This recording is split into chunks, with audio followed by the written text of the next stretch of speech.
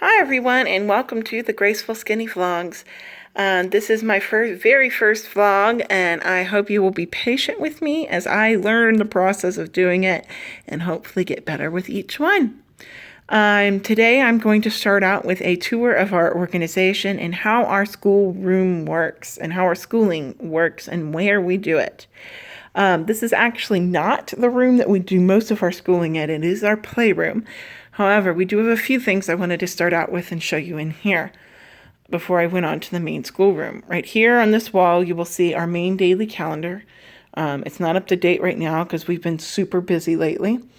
But we talk about holidays and the day and the weather and the month and the season and all kinds of stuff on there. Over here, you see both a magnetic dry erase board and a felt board. She can use these both for, right now she uses it predominantly for free play, just exploring it and kind of messing around with it. But I do have some manipulatives that we will be using on a fairly regular basis on these boards for our kindergarten curriculum. I will talk about that more in our kindergarten curriculum videos.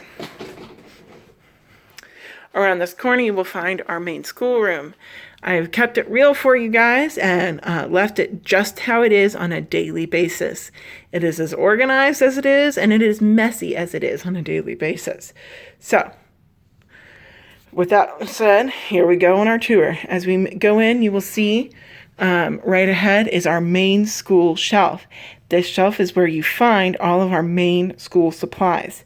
You will find on this shelf right here, this section right here is where the main workbooks are found. It's where she goes for the day to grab what she needs for her to do for the schoolwork. Over here, or on this side, is the mainly teacher manuals and books for myself to keep up with.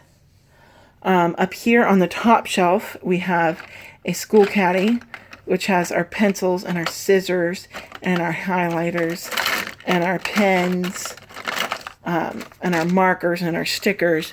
And that is a lift-up caddy that can be just moved anywhere. We also have crayons and another lift-up caddy behind it that has glue and other more crafty things.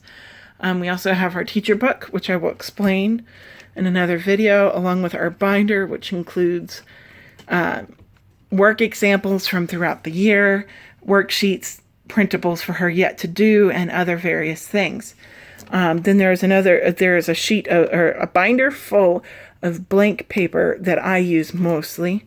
Up above, you will see a set of dry erase things that I thought I would use more throughout the year, but as this year has progressed, I have found that it is actually they end up actually being a little bit repetitive, and I don't use both that and the teacher book, and it's just easier just to go through the teacher book. On the bottom two shelves, you see more of our hands-on manipulative things that I will go over in the videos when I go through the pre-end-of-year reviews of what we have done. Over here, you see more school shelves, or available shelving space that I have yet to utilize properly, but I plan on organizing a little bit better for kindergarten. Over here is what's supposed to be our craft table, and this is where you see that, yes, indeed, this is a live-in room, and yes, indeed, there is mess in our house. This has kind of become a dump zone, and I am in the process of getting it cleaned off, but we are just not there yet. This shelving unit you see over here is our other main shelving unit where all of our stuff goes.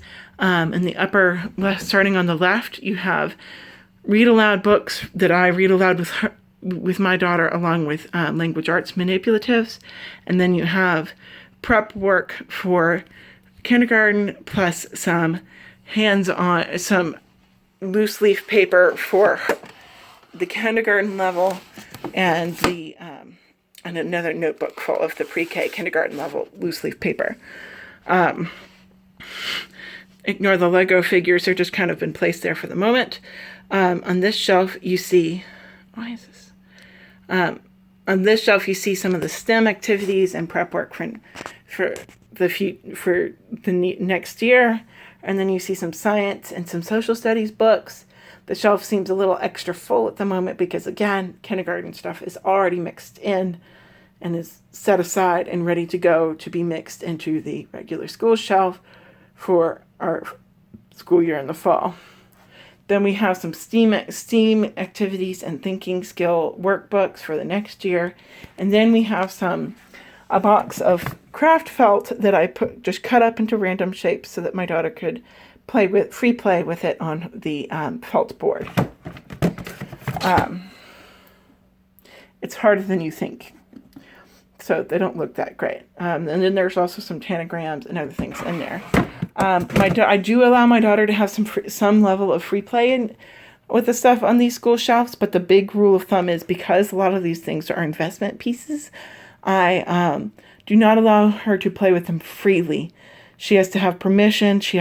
We keep it up with the organization of these shelves, and it is highly and heavily monitored. Once our school year is over and things that have been on both school shelves that she is now completed for school-wise, they will get to move into her main playroom and for free play whenever she feels like. Over here you see the math manipulative cube, and then there are some art supplies and random odds and ends on the bottom. Up here you see some shelving, some drawer things that are larger so that you can have the bigger sheets of construction paper in them. And then you have some smaller construction paper, and then you have my main note-taking dry erase board. This is for me to draw on. I demonstrate things for her on this. Right now it's got notes for myself on what needs to be accomplished to finish out our school year, because we are on our last week of school, and I am ready for summer. And then we've got summer stuff there too. Coming down, we have the school table. And this is where she does most of her schoolwork. And you see a laptop there that we do limited work on, and I will kind of go into further detail on what we do use it for later. But it's only a couple of things, and it's maybe 30 minutes a week. Right next to her is my computer that I have up. Just that I have there, so that I can, and it works better so that she can so that I can swivel and turn my back to her so she can have some level of independence. Yet I am still right there and can monitor her and help coach her as she needs, because she is only doing pre-K work. As we turn throughout the room, you can see at the bottom of my computer, you see some doodle books and some art books in there that she gets to play with as needed, and some bribery treat rewards at the bottom. And then you have my husband's desk, and then we go back around to the school table, and we have a map of the world on there, and that is our schoolroom. And then over here we do have